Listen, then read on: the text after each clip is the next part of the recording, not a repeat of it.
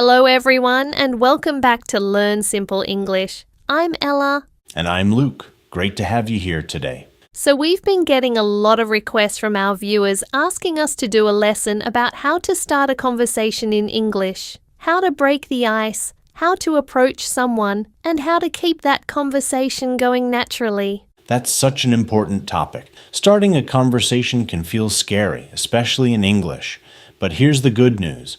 Once you know a few simple techniques and phrases, it becomes so much easier. Absolutely. Today we're going to teach you how to start conversations in different situations, with strangers, with colleagues, at parties, in professional settings, and more. We'll cover useful opening lines, conversation starters, follow-up questions, and we'll practice with real examples. By the end of this lesson, you'll feel confident starting conversations in English. So let's get started. But before we begin, if you enjoy learning English in a simple and natural way, please like this episode, share it with your friends, and subscribe to Learn Simple English. And leave a comment below telling us, what's the hardest part about starting conversations for you? We read every comment and we love hearing from you. All right, let's dive in. First, let's talk about why starting conversations is so important. Right? Being able to start a conversation is a crucial social skill. It helps you make friends, build professional relationships,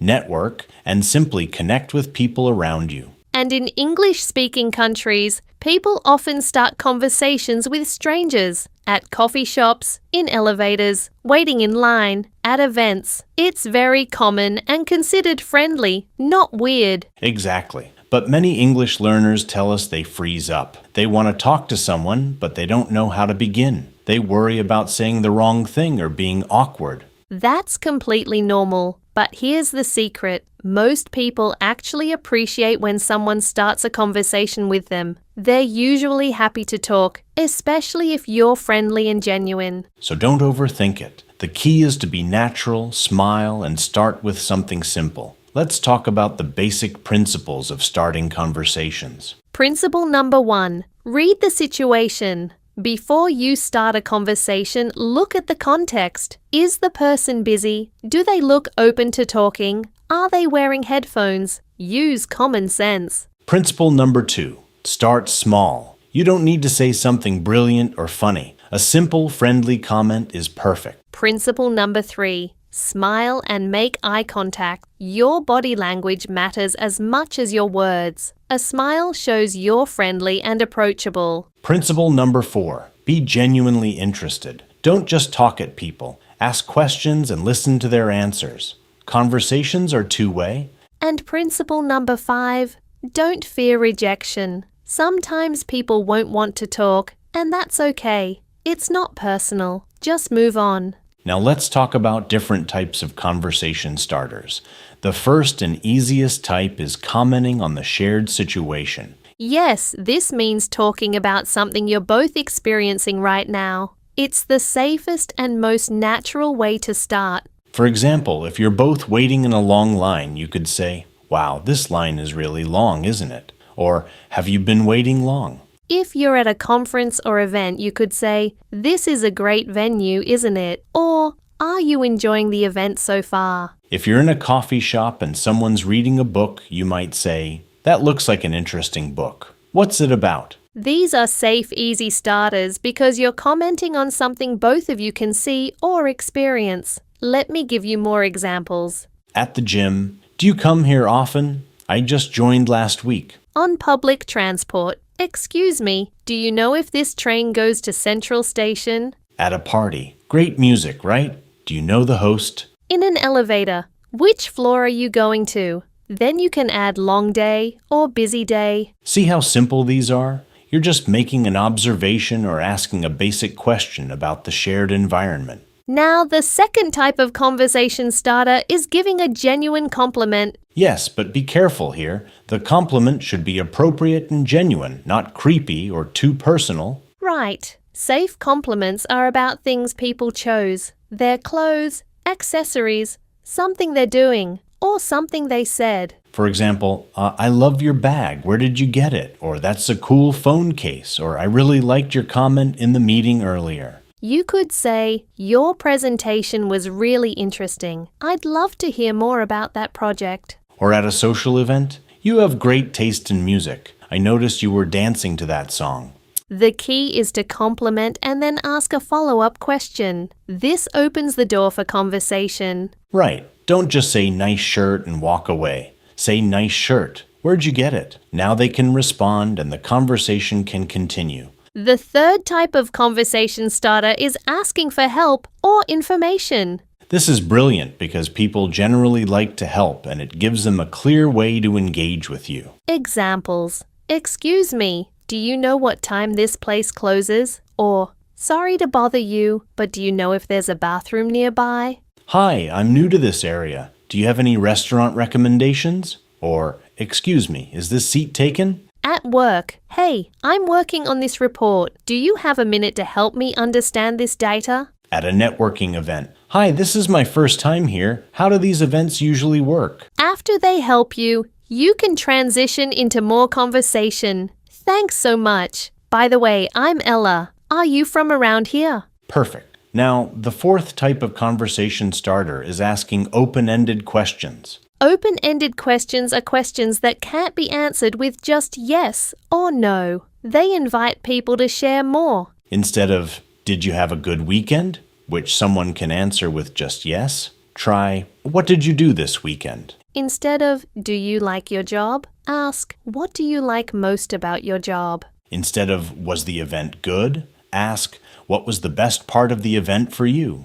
These questions encourage people to open up and share, which makes the conversation flow better. Now let's talk about conversation starters for specific situations. First, starting conversations with strangers in casual settings. At a coffee shop, you could say, "This place is great, isn't it? Do you come here often?" Or, "What do you recommend? I've never been here before." At a park, "Beautiful day, isn't it?" Or, "Is that your dog? What breed is it?" At a bookstore, "Are you looking for anything specific? I love browsing here." Or, "I'm looking for a good mystery novel. Any recommendations?" While traveling, "Are you visiting or do you live here?" Or, "I'm trying to find the best local food. Any suggestions?" Notice how these are all friendly, low pressure, and about the immediate context. Now, starting conversations in professional settings like networking events or conferences. At networking events, you can say, "Hi, I don't think we've met. I'm Ella. What brings you to this event?" Or, "What company are you with?" "I really enjoyed that last session. What did you think?" Or, "Have you been to this conference before? Any sessions you'd recommend?"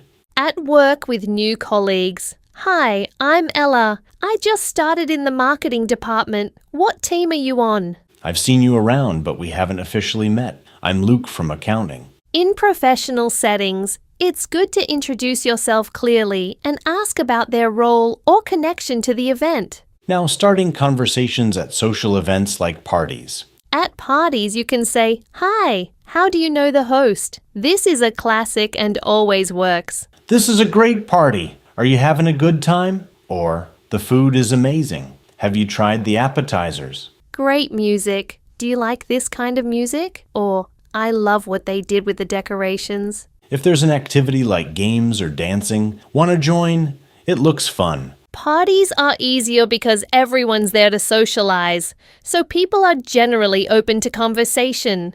Now here's an important skill, how to transition from the opening line into deeper conversation. Right. You don't want to just exchange pleasantries and then have awkward silence. You need to keep it going. The key is to ask follow-up questions based on what they say. Listen actively and show genuine interest. For example, if someone says, "I'm from Chicago," don't just say, "Oh, cool," and stop. Ask, "Oh, really? How long have you lived there?" Or, "What's it like living in Chicago?" If they say, "I work in marketing," follow up with, "What kind of marketing do you do?" Or, "That sounds interesting. What's your favorite part of the job?" Use the answers they give you as springboards for more questions. This shows you're listening and interested. Also share something about yourself too. Conversation should be balanced. Right. If they tell you about their job, you can respond with something like, "That sounds fascinating. I work in education. I teach English to international students. This give and take makes the conversation feel natural, not like an interview. Now let's talk about useful phrases to keep conversations flowing. To show interest, use phrases like, "That's interesting," or "Really? Tell me more," or "How did that happen?" To relate to what they said, "Oh, I know what you mean," or "I've had a similar experience," or "I totally understand that." To encourage them to continue, "And then what happened?" or "What did you do?"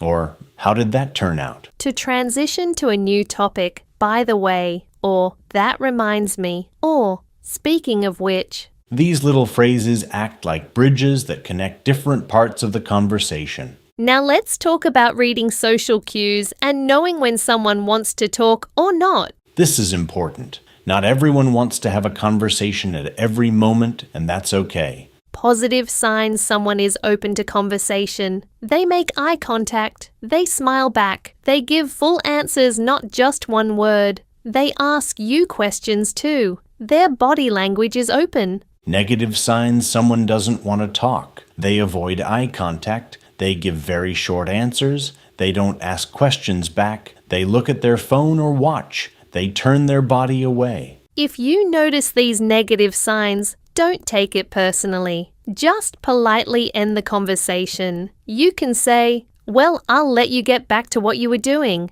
Nice talking to you."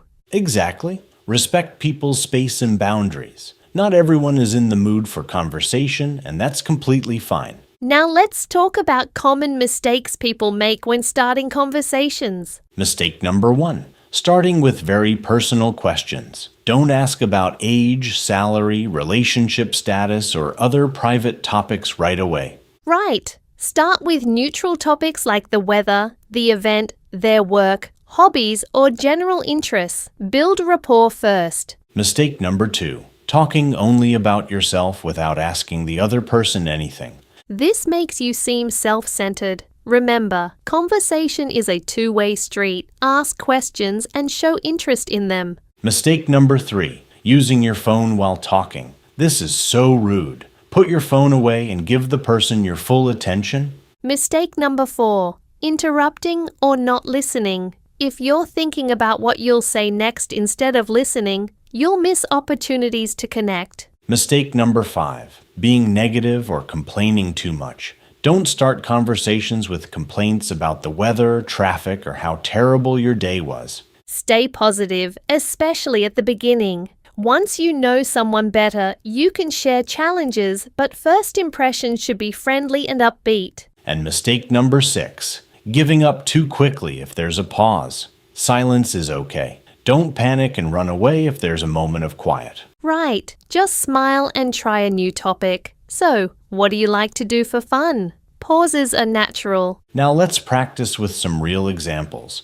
I'll be at a coffee shop and Ella, you start a conversation with me. Okay, excuse me, is this seat taken? No, please go ahead. Thanks. Wow, it's really crowded today, isn't it? Yeah, it's always busy on weekend mornings. I usually come during the week when it's quieter. Oh, do you come here often? Yeah, it's my favorite coffee shop. The coffee's great and the atmosphere is nice. Is this your first time here? It is, actually. A friend recommended it. What do you usually order? I'm trying to decide. I always get the caramel latte. It's amazing. If you like sweet coffee, you'll love it. That sounds perfect. I'll try that. Thanks for the recommendation. By the way, I'm Ella. Nice to meet you, Ella. I'm Luke. Okay, let's pause there. That was a natural conversation started with a simple question about the seat, then commented on the situation, then asked follow-up questions. Exactly. It flowed naturally from one topic to another.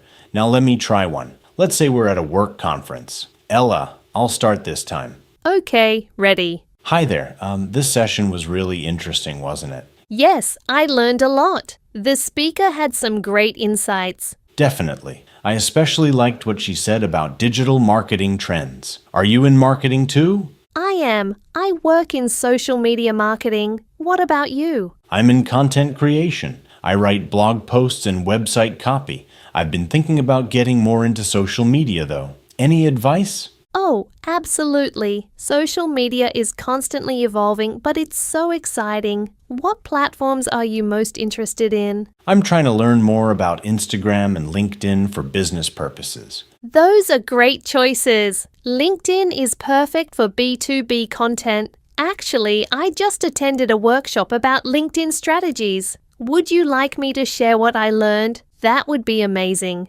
Thank you. Perfect example. We started with a comment about the session, found common ground in our work, and naturally discovered ways to help each other. Exactly. The conversation had a purpose and felt genuine. Both people were engaged and interested. Now let's give you some quick conversation starters you can use in different situations. For waiting in line, this line is long. Have you been waiting a while? Or, I hope the wait is worth it. At the gym, do you know how to use this machine? I'm still figuring it out. Or how's your workout going? At a conference, what did you think of that presentation? Or, which sessions are you planning to attend next? At a party, how do you know the host? Or great party, right? Are you having fun? On public transport, do you know if this is the right train for downtown? Or, is this seat taken? At work, how was your weekend? Or, did you catch the game last night? Or, working on anything interesting? Meeting neighbors. Hi, I just moved in.